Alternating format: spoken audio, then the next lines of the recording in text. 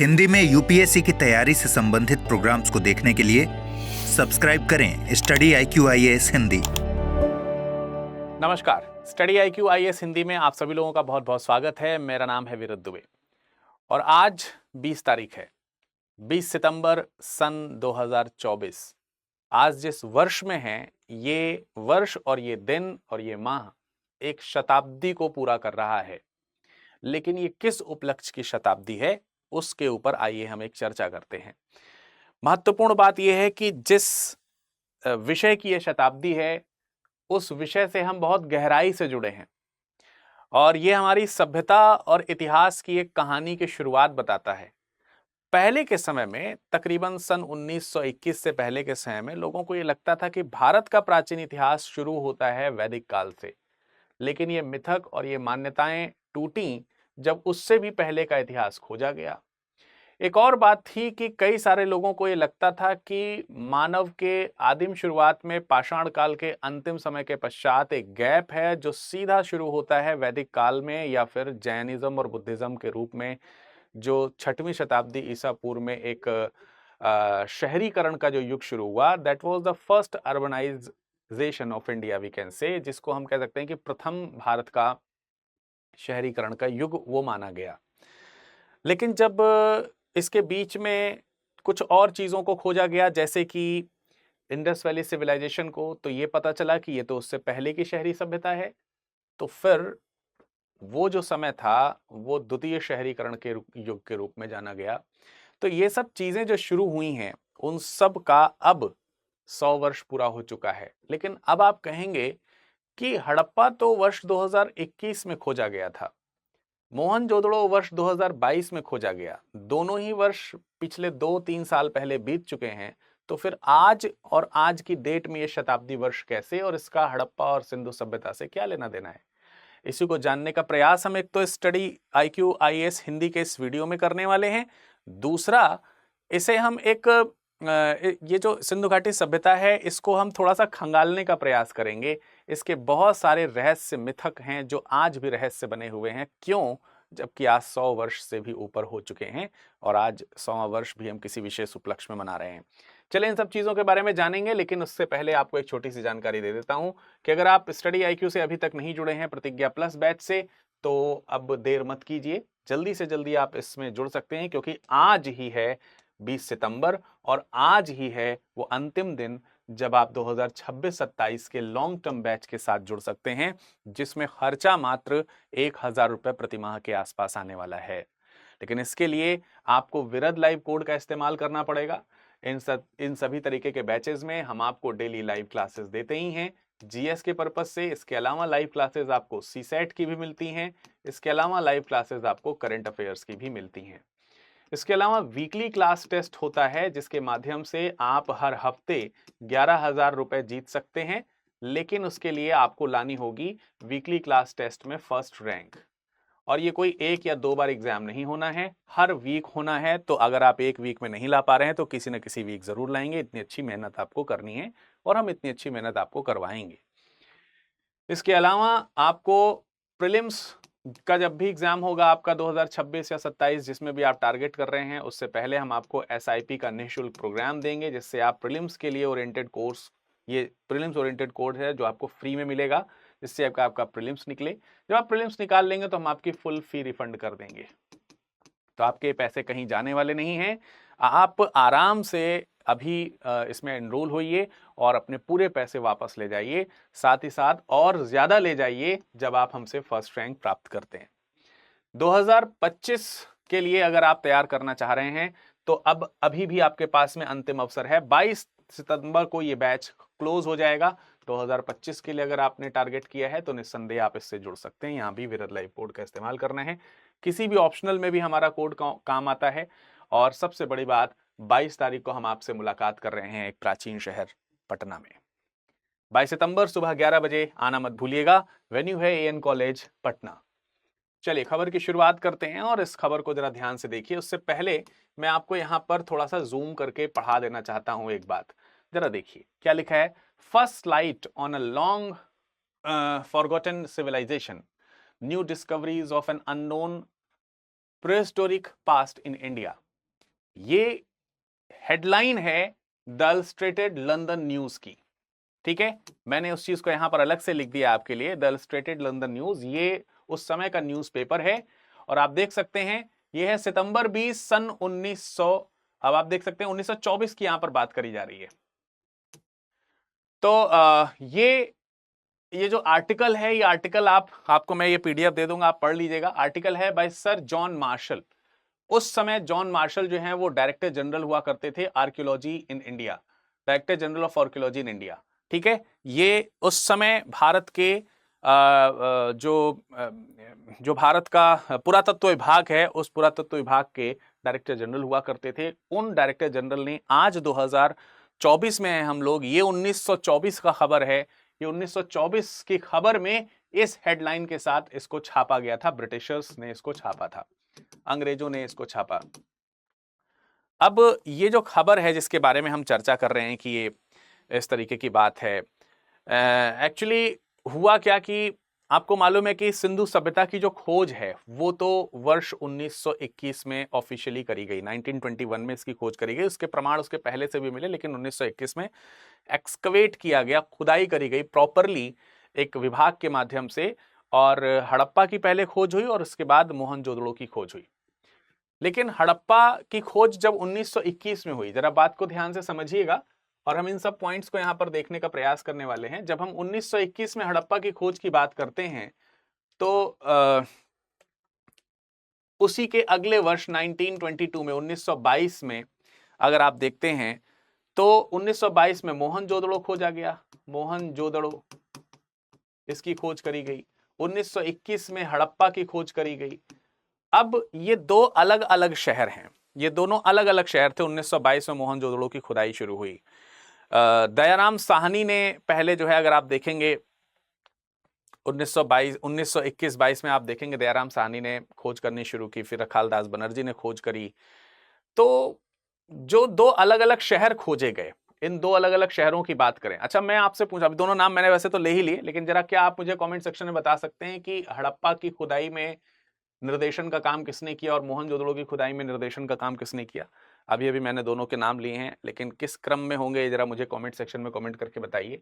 फिलहाल मैं आपको बताता हूं 1924 की एक घटना है, 1924 की एक घटना है कि जो भारतीय पुरातत्व विभाग है उसके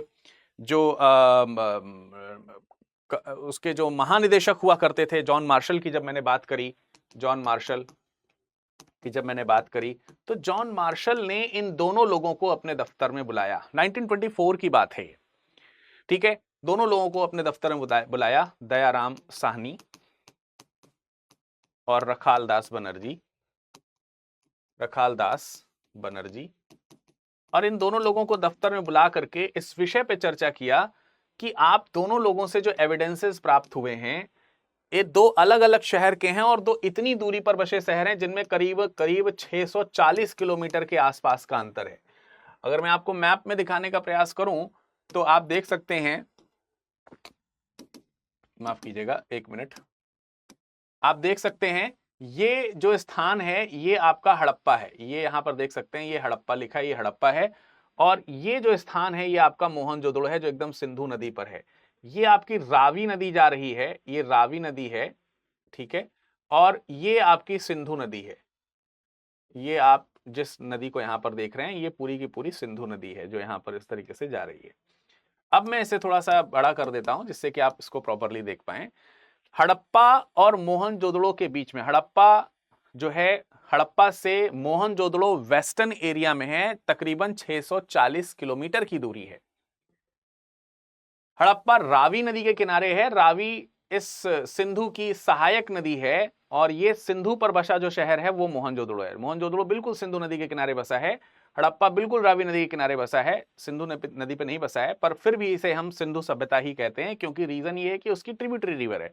तो हम सिविलाइजेशन के नाम जो है वो मेन रिवर के नाम पर रखते हैं, दैट इज वाई हम इसको रावी रिवर सिविलाइजेशन ना कह के इंडस रिवर सिविलाइजेशन कहते हैं। अच्छा, रिवर सिविलाइजेशन की अगर हम बात करें, अगर हम रिवर सिविलाइजेशन की बात करते हैं तो यहां पर एक नदी बनी नहीं है, लेकिन मैं आपको बताऊं यहां पर एक नदी बनी नहीं है, लेकिन यहां से एक नदी जाती है जिसको हम लोग सरस्वती नदी भी कहते हैं, जिसको हम लोग सरस्वती रिवर के नाम से भी जानते हैं। इसलिए इंडस सिविलाइजेशन जो है, इसको नाम दिया गया, इसको नाम अभी एनसीईआरटी में एक अपडेशन किया गया था, एनसीईआरटी में एक अपडेशन किया गया कि इंडस वैली सिविलाइजेशन जो है अब सिंधु सरस्वती सभ्यता के नाम से जाना जाएगा। सिंधु सरस्वती सभ्यता, तो अब इसे इन्होंने सिंधु सरस्वती सभ्यता कहा है, तो आप भी इस शब्द का इस्तेमाल कर सकते हैं। बहरहाल मैंने आपको मैप में दिखाया कि 640 किलोमीटर की दूरी है और इनसे मिलने वाले जो साक्ष्य हैं, इन साक्ष्यों में काफी ज्यादा सिमिलरिटी है, समानता है, समानता है, काफी सिमिलरिटी हमको देखने को मिल रही है, दोनों में समानता काफी ज्यादा है। और ये एक आश्चर्यजनक घटना है कि इतनी ज्यादा सिमिलरिटी इतनी दूर के सिविलाइजेशन में आपको देखने को मिल रही है। तो मार्शल ने ये इन डिस्कशन में निकाला और इन सब लोगों ने इस बात पे सहमति जताई कि आफ्टर ऑल ये दोनों शहर एक ही सिविलाइजेशन के, एक ही सभ्यता के हैं, और फिर इसका नामकरण हुआ सिंधु घाटी सभ्यता। And then it has been published on today in the year 1924। आज ही के दिन इसी चीज को इस टाइटल के अंतर्गत, जो आप यहां पर टाइटल देख रहे हैं, इसको जॉन मार्शल ने पब्लिश किया है, that is first light on a long forgotten civilization. एक बहुत पुरानी भुला दी गई सभ्यता का के ऊपर मैं प्रकाश डालता हूं, new discoveries of an unknown pre historic past in India. एक नई डिस्कवरी के बारे में, जो कि एक अननोन प्री हिस्टोरिक डिस्कवरी हुआ करती थी, उसके ऊपर अब हम आपके बारे में कुछ बता रहे हैं। तो यहां पर ये पूरा आर्टिकल छपा हुआ है, आप इस आर्टिकल को पूरा देख सकते हैं। तो इसी का आज 100 ईयर हो गया है। ओवरऑल अगर मैं आपको बताऊं तो हड़प्पा सिविलाइजेशन का भी अपना अलग अलग चरण है, अलग अलग लोग अलग अलग चरण से बताते हैं। 3 डिवीजन हम इसके कर सकते हैं, आपके एग्जाम पॉइंट ऑफ व्यू से भी इंपॉर्टेंट है। प्रारंभिक चरण, परिपक्व काल और परवर्ती चरण। परवर्ती चरण मतलब जब डिक्लाइन की तरफ चल रहा है। सो ये मेच्योर हड़प्पा का टाइम है 2006 year before Christ to 1900 before Christ. And इसके पहले 3200 ईसा पूर्व से 2600 ईसा पूर्व का समय है, 1900 से 1500 ईसा पूर्व का डिक्लाइन का टाइम है। अगर हम कार्बन डेटिंग की बात करते हैं, C14 डेटिंग की बात करते हैं, तो इसमें 2350 से 1750 बिफोर क्राइस्ट का टाइम आपको यहां पर देखने को मिलता है। तो ये एक तो चीज हो गई जिसके बारे में आपको समझना चाहिए था। ऑल्दो इसके बाद जब खोज आगे बढ़ी, विशाल सभ्यता की जब खोज आगे बढ़ी, इसके टाइम पीरियड के ऊपर बहुत ज्यादा हमें मतलब इस तरीके से परेशान नहीं होने की जरूरत है। अलग अलग तरीके से अलग अलग जो इतिहासकार हैं वो अपने खोज के आधार पर चीजों को बताते हैं। लेकिन इस सभ्यता के मोर देन 2000 साइट्स जो हैं डिस्कवर्ड हैं आज तक अगर देखा जाए, और इनमें से तकरीबन 15,000 साइट्स जो हैं, 1500 साइट्स माफ कीजिएगा, 1500 साइट्स जो हैं वो भारत के एरिया में आपको देखने को मिलेंगे। और भारत के एरिया में भी आप देखेंगे, जैसे अगर हम ये इंडिया की आउटलाइनिंग आपको दिख रही है, आई थिंक कि आपको दिख रही होगी, नहीं दिख रही तो मैं ऐसे हल्का सा आउटलाइन कर दे रहा हूं आपके लिए। ये देखिए यहां पर ये आउटलाइनिंग है इंडिया की, अलग से मैप बनाने की मुझे जरूरत नहीं पड़ेगी यहां पर। अब अगर ये इंडिया की आउटलाइनिंग में अगर आप देखेंगे तो मैक्सिमम एरिया आपको यहां पर दिखाई देगा, ठीक है। तकरीबन 150 प्लेसेस जो है वो इंडिया में आपको खोजे हुए देखने को मिलेंगे, और तकरीबन 500 या उसके आसपास, और कुछ थोड़े बहुत अफगानिस्तान में। It means it includes 3 countries, that is Pakistan currently now, Pakistan, Afghanistan और भारत, ठीक है, और भारत। ये 3 कंट्रीज को कवर करता है, ट्रायंगुलर शेप का है, और एक बहुत बड़ी सभ्यता है जिसमें देख सकते हैं तकरीबन 1.5 मिलियन किलोमीटर स्क्वायर के आसपास ये सभ्यता फैली है। और सिंधु और सरस्वती नदी के आसपास, सरस्वती नदी तकरीबन यही 1900 ईसा पूर्व के आसपास विलुप्त हो गई ऐसा माना जाता है। तो अब सिंधु नदी के ज्यादा प्रमाण हमको देखने को मिलते हैं प्रेजेंट टाइम में। ये 5 प्लेसेस हैं, मोहनजोदड़ो, हड़प्पा, गवईवाला, राखीगढ़ी और Dholavira. These are the 5 biggest sites of Indus valley civilization जिनको डिस्कवर किया गया था, जिनमें से जो पहली 3 हैं ये आप पाकिस्तान में देखेंगे, इनकी प्रेजेंस प्रेजेंट टाइम में पाकिस्तान में है, पाकिस्तान में। और जो रेस्ट ऑफ द 2 हैं, राखीगढ़ी और धौलावीरा, ये आपको इंडिया में देखने को मिलेंगे। आप यहाँ पर प्लेसेस कुछ देख सकते हैं, जैसे ये हमारा धौलावीरा है, ये वाला पोर्शन धौलावीरा है। यहाँ आपको राखीगढ़ी देखने को मिल जाएगी, ये राखीगढ़ी है। हड़प्पा, मोहनजोदड़ो ये सब आपका है, ये इधर ही गवईवाला भी पड़ता है, इसमें चित्र में बना नहीं है गवईवाला इसलिए। तो बहुत बड़ी सभ्यता का यहाँ पर एक तरीके से खोज किया गया और ये बहुत स्पेशल काइंड ऑफ सभ्यता थी। अगर हम इस दिशा में थोड़ी सी अपनी चर्चा को आगे बढ़ाएं कि अब अगर हम देखें तो सिंधु घाटी सभ्यता की खोज हुई, इस खोज की घोषणा जो हुई वो आज के दिन हुई। इस खोज की जो घोषणा हुई वो कब हुई? वो आज के दिन हुई। आज यानी कि 20 सितंबर सन 2024 है, तो हम यहां पर 1924 लिख देते हैं, ठीक है। यहां पर घोषणा कब हुई? 1924 में। तो आज 100 साल हो गए, 100 ईयर्स हो गए ऑफिशियली इस चीज के अनाउंसमेंट के कि हमारे पास में एक नई सभ्यता है जो कि गैप्स को खत्म करते हुए नजर आती है इन बिटवीन की पाषाण काल के अंत से लेकर के सीधा हम जब वैदिक काल में जाते हैं तो उसके बीच के गैप जो हैं वो गैप खत्म होते हैं, वो खत्म होते हुए दिखाई दे रहे हैं। तो उसके बावजूद भी क्या 100 साल इस बात के पर्याप्त नहीं है कि किसी भी प्राचीन सभ्यता के मिथक जो हैं या फिर उनके जो रहस्य हैं उन रहस्यों को सुलझाया जा सके? तो अभी भी नहीं सुलझाया गया है। इनफैक्ट आज भी हम इंडस वैली सिविलाइजेशन के बारे में जो कुछ भी जानते हैं वो स्क्रिप्ट के बेस पे कुछ भी नहीं जानते। हम अनुमान के आधार पर जानते हैं कि ये था, इसका उपयोग ऐसे होता होगा, वो था, उसका उपयोग वैसे होता होगा। एग्जैक्टली कहीं इस चीज के दावे जो है नहीं मिलते। लेकिन फिर भी क्या ये जो सभ्यता है, इस सभ्यता की जो खोज हुई है, क्या इस सभ्यता में लिपि के कोई प्रमाण नहीं मिलते हैं? बिल्कुल मिलते हैं। ऐसा नहीं कि लिपि के प्रमाण नहीं है, लिपि के प्रमाण खूब अच्छे से मिलते हैं इस सभ्यता के। लिपि के प्रमाणों की अगर हम बात करें तो इसके आसपास की जो दूसरी सभ्यताएं हैं, आप मिस्र की सभ्यता की बात कर लें, मेसोपोटामिया की सभ्यता की बात कर लें, सबको अभी तक डिकोड किया जा चुका है। ये एक ऐसी सभ्यता है जिसकी अभी भी लिपि को डिकोड नहीं किया गया है, पर लिपि है।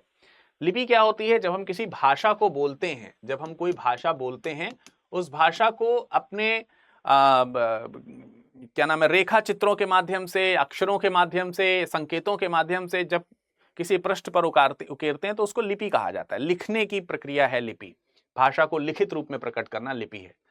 तो इनकी लिपि के बारे में ऐसा कहा जाता है कि भाई इनकी लिपि जो है वो पिक्टोग्राफिक है, भाव चित्रात्मक। क्या बोलते हैं इसको? भाव चित्रात्मक लिपि। अगर हम ये चर्चा करें कि आखिरकार अभी तक ये जो सभ्यता है इंडस वैली सिविलाइजेशन, इसके पूरे रहस्य अनसुलझे क्यों हैं? अभी तक ये पूरी तरीके से सुलझाई क्यों नहीं गई? तो इस पे सबसे बड़ा जो उत्तर आप दे सकते हैं वो ये दे सकते हैं कि इसकी लिपि को अभी तक पढ़ा ही नहीं गया है। इसमें सबसे बड़ी दिक्कत ये है कि लिपि ही नहीं पढ़ी गई है। अब लिपि को डिकोड क्यों नहीं किया गया, उसके पीछे क्या तर्क हो सकते हैं या क्या प्रॉब्लम्स हैं लिपि को डिकोड करने में? इसको समझने के लिए थोड़ा सा कॉन्सेप्ट समझिए। पहले थोड़ा कॉन्सेप्ट समझना पड़ेगा कि एक्चुअली आज हम लोग जिस सभ्यता में रह रहे हैं, प्रेजेंट हमारी जो सिविलाइजेशन है, जो हमारी प्रेजेंट सिविलाइजेशन है, हम लोग आज तो पढ़े लिखे हैं। अब अगर हम एग्जाम्पल के तौर से बात करें, आप सपोज दैट आज की सभ्यता इंग्लिश जो है वो पढ़ती है। एक यूनिवर्सल लैंग्वेज में हम लोग कहीं ना कहीं इंग्लिश को एक्सेप्ट करते हुए नजर आते हैं। तो चलो मान लेते हैं कि दुनिया की भाषा आज जो है वो क्या है, या भारत में भी एक चलिए मान लेते हैं कि भाषा अंग्रेजी है। अगर, और हमको मालूम है इतिहास में हम पढ़ते आए हैं, सभ्यताएं बनती हैं, सभ्यताएं बिगड़ती हैं, सभ्यताएं बनती हैं और सभ्यताएं बिगड़ती हैं। इससे एक कोटेशन मुझे याद आ रहा है। अभी जिस समय मैं ये सेशन आपके सामने तो रिकॉर्डिंग फॉर्म में पहुंचेगा, जिस समय मैं ये सेशन शूट कर रहा हूं उस समय तक वर्ष 2024 का मेंस की परीक्षा जो है वो शुरू हो चुकी है और आज जो है निबंध का पेपर हो चुका है। निबंध के पेपर में आज एक निबंध पूछा गया है, लिखने के लिए निबंध आया है, जिसमें कहा गया है कि सभ्यताओं से पहले जंगल और सभ्यताओं के बाद मरुस्थल होते हैं। सभ्यताओं का प्रारंभ जंगल से और अंत जो है वो मरुस्थल से। कुछ इस प्रकार के कोटेशन के साथ एक प्रश्न पूछा गया है और इसी चीज को इतिहास में अगर हम यहां जोड़ें और इसके सबसे बड़े उदाहरण के तौर पर हम देखें तो क्या सिंधु घाटी सभ्यता हमें इसी कोटेशन को सत्य करते हुए नजर नहीं आती है? बिल्कुल आती है, कि उसके बाद अब वहां पे सिर्फ खालिस्तान ही रह गए, उजड़े बंजर वाली जगहें रह गई, लेकिन हमें खोज करने पे मिलता है कि वहां पर थी सभ्यता। बहरहाल वापस आते हैं अपने टॉपिक में। तो हम ये कहते हैं कि यार इतिहास में हमें मालूम है कि सभ्यताएं बनती और बिगड़ती रहती हैं। अगर हमारी सभ्यता जब बिगड़ेगी तो निश्चित तौर पर आगे चल करके नई सभ्यता का उदय हो गया, और जब नई सभ्यता का उदय होगा तो वो हमारी सभ्यता के बारे में पढ़ेंगे। कल्पना कीजिए आज से 5000 साल बाद, 5000 ईयर लेटर, आज से 5000 साल बाद की कल्पना कीजिए, और ये कल्पना कीजिए कि अभी कुछ समय पश्चात हमारी सभ्यता अगर अंत हो जाए, कुछ वर्षों बाद, कुछ सहस्त्राब्दियों बाद, तो आगे की कई सहस्त्राब्दी बाद जब हमारी सभ्यता को पढ़ा जाएगा, तो हम सपोज दैट ये उनको कहें कि यार आगे की शताब्दी के लिए हम, जब हमारी सभ्यता का नाश हो रहा होगा, तो हम अपनी जो सभ्यता है उसको कहीं ना कहीं बचा करके किसी तरह के गुप्त तरीके से छुपा के रख देंगे, कुछ कर देंगे, इससे आगे के लोग जो है हमारे पढ़ पाएं। लेकिन हम करेंगे किसमें? किसी भाषा में।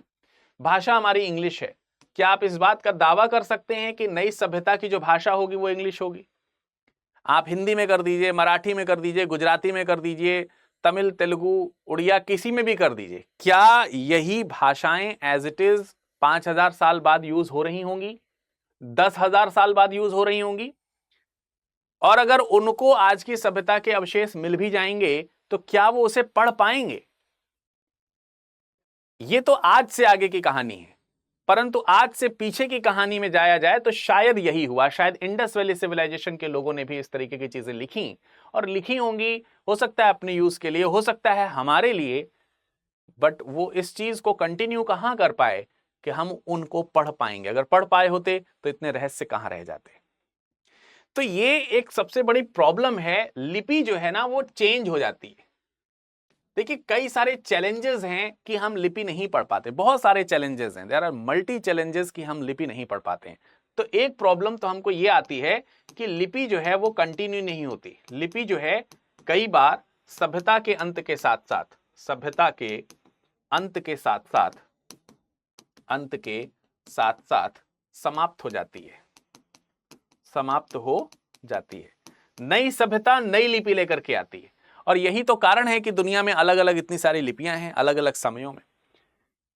ठीक है, दूसरी एक और चैलेंज है इस लिपि को पढ़ने में। एक और चैलेंज होता है कि कई बार लिपि जो होती हैं, लिपि क्या है? भाषा का एक लिखित रूप है। भाषा जो है, भाषा का लिखित रूप, यही तो लिपि है।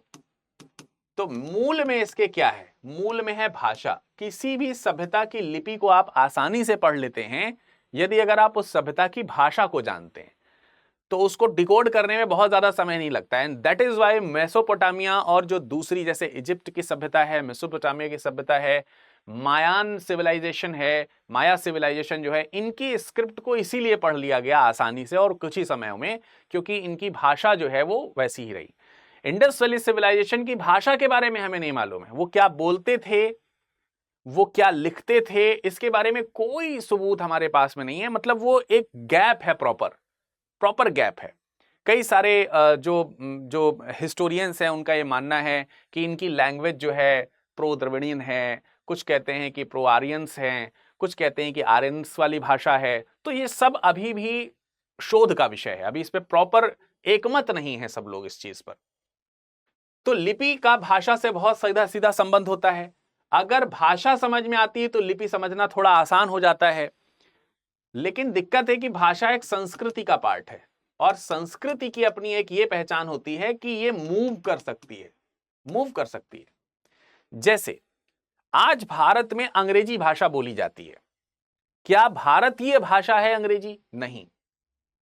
कल को ये सिविलाइजेशन अगर डिस्ट्रॉय होगा एंड 5 ईयर लेटर, जो अभी हम कल्पना कर रहे थे 5000 ईयर लेटर, जब हमको हमारी सभ्यता को कोई पढ़ रहा होगा और वो हमारे देश में अंग्रेजी भाषा को पढ़ेगा, इस लिपि को पढ़ेगा, तो वो चैलेंज करना शुरू करेगा कि इस देश के लोगों की भाषा अंग्रेजी थी, पर क्या ये उसकी खोज सही होगी? नहीं।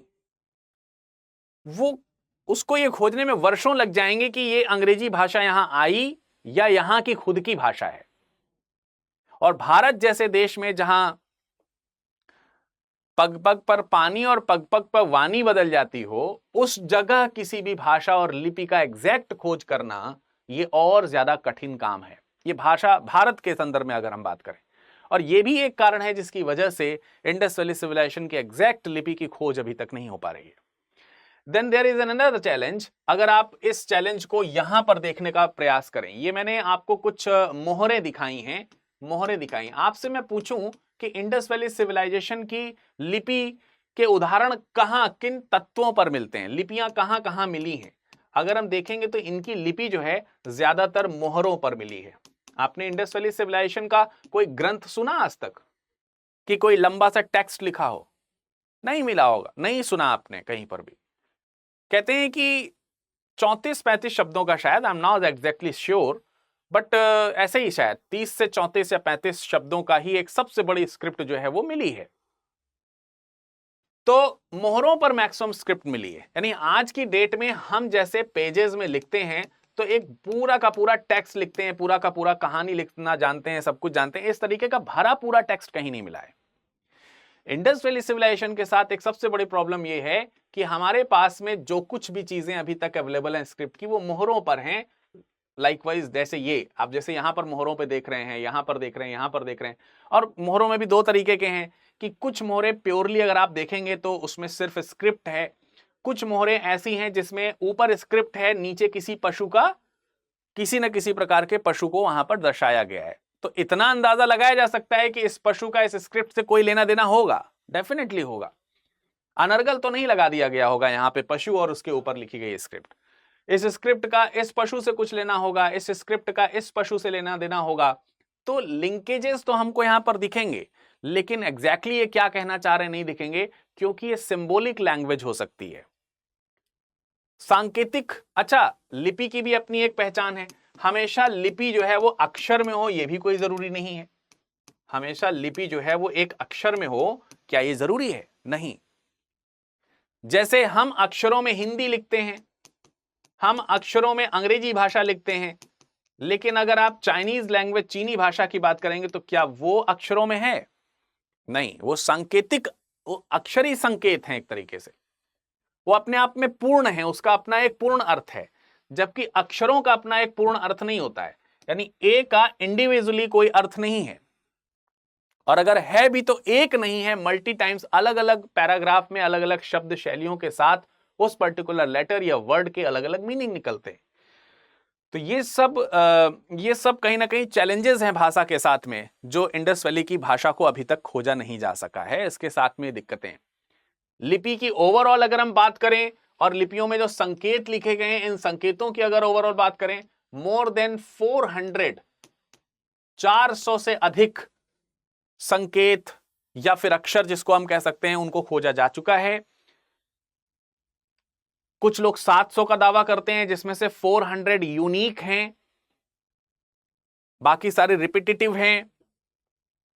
तो 100 साल से लेकर के आज तक इस लिपि का अर्थ न जान पाने के पीछे ये एक सबसे बड़ी बात हो सकती है, जहां तक मैं समझता हूं, जहां तक मैं जानता हूं। और ये कारण है कि इस सभ्यता के रहस्य जो हैं वो अभी तक अनसुलझे हैं। हाँ, कुछ हद तक इसमें सफलता मिली है। जैसे इस लिपि के बारे में ये कहा जा रहा है, इस लिपि के बारे में कहा जाता है कि ये दाएं से बाएं लिखी जाती है, दाएं से बाएं। अब दाएं से बाएं लिखने का मतलब ये स्टाइल शायद फॉर्मेट में यूज किया गया, पर इसको भी लेकर के अलग अलग मत हैं कि कहीं कहीं अगर डबल लाइन में स्क्रिप्ट है तो नेक्स्ट लाइन बाएं से दाएं है। ऐसी संरचना को बाउस्ट्रोफिडन कहा गया, बाउस्ट्रोफिडन। तो हम ये जानते हैं कि ये बाउस्ट्रोफिडन स्टाइल के स्क्रिप्ट है। इस स्क्रिप्ट में जो लेटर्स हैं उनको आप पिक्टोग्राफिक बोल सकते हैं, भावचित्रात्मक बोल सकते हैं, भावचित्रात्मक हैं। कई सारे लोग जो हैं वो ऐसा कहते हैं कि ये गोंड शैली से मिलती हुई लिपि है, कोई द्रविड़ शैली से मिलती हुई लिपि के बारे में बताता है। तो अभी अभी मतलब इन चीजों पर एकमतता नहीं देखने को मिलती है, जो एक सिंपल सी बात है। ये एकलिपता नहीं, एकजुटता नहीं देखने को मिलती है। द्रविड़ से जुड़ी हुई भाषा भी लोग मानते हैं, मतलब मैंने आपको बताया कि ऐसा है।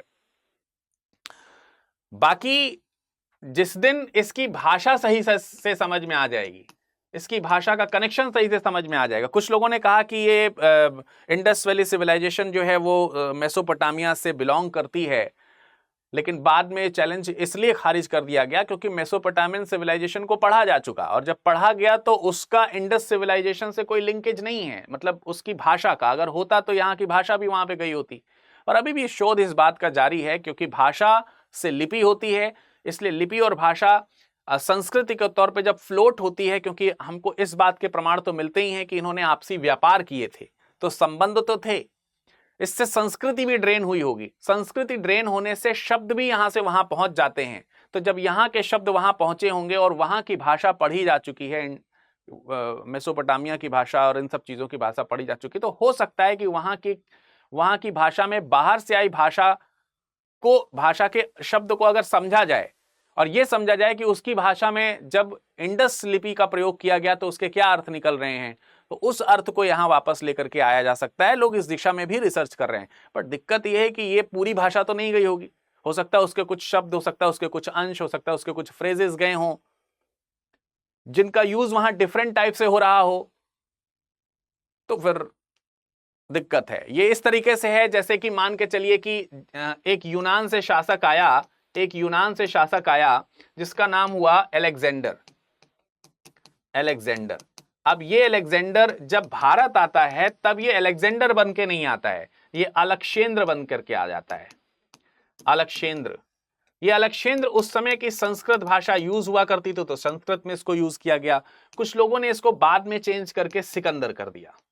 तो अब ये आसान नहीं है इस चीज को समझ पाना कि ये अलेक्जेंडर वही सिकंदर या वही अलेक्जेंडर या अलेक्जेंद्र एक ही व्यक्ति है। तो एक तो हमारी भाषा वहां जाए, उससे डिकोड करें, उसको समझें, उसके बाद पलटा करके उसको वापस लाएं और फिर डिकोड करें कि ये ऐसा रहा होगा, ये बहुत इजी टास्क नहीं है। और जब तक इन गुत्थियों को सुलझाया नहीं जाएगा तब तक इंडस वैली सिविलाइजेशन के बारे में यह पता कर पाना कि एग्जैक्टली वो कौन थे, वो कब से हुए, क्या खासियत थी उनकी और कैसे वो डिक्लाइन हुए, और भी अनंत तमाम सारे रहस्य, वो सब नहीं खुल करके सामने आ पाएंगे।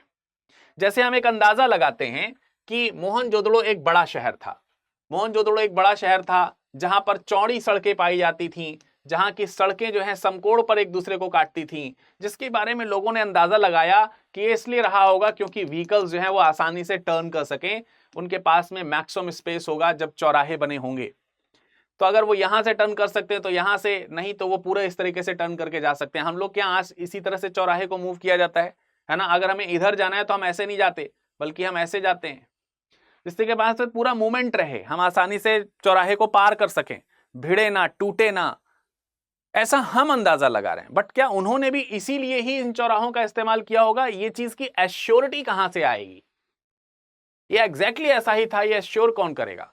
मोहनजोदड़ो में एक बहुत बड़ा सा ग्रेट बाथ मिला और जिसमें स्टेयर्स भी हैं डाउनवर्ड्स, दो तरफ से हैं आमने सामने चौड़ाई की दिशा में, और हमने कहा कि इसके आसपास फायर एल्टर्स और दूसरे प्रकार की चीजें मिली हैं जो इस बात को इंगित करती हैं कि शायद ये किसी प्रकार का धार्मिक प्रतिष्ठान के तौर पर एस्टेब्लिश किया गया होगा।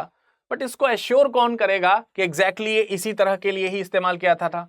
बेसिकली वहां से आसपास की मिलें अगर मोहरें दिखने को मिल जाएं और उसको पढ़ने को मिल जाए तो हम ज्यादा बेहतर अंदाजा लगा पाएंगे, ज्यादा स्पष्ट अंदाजा लगा पाएंगे।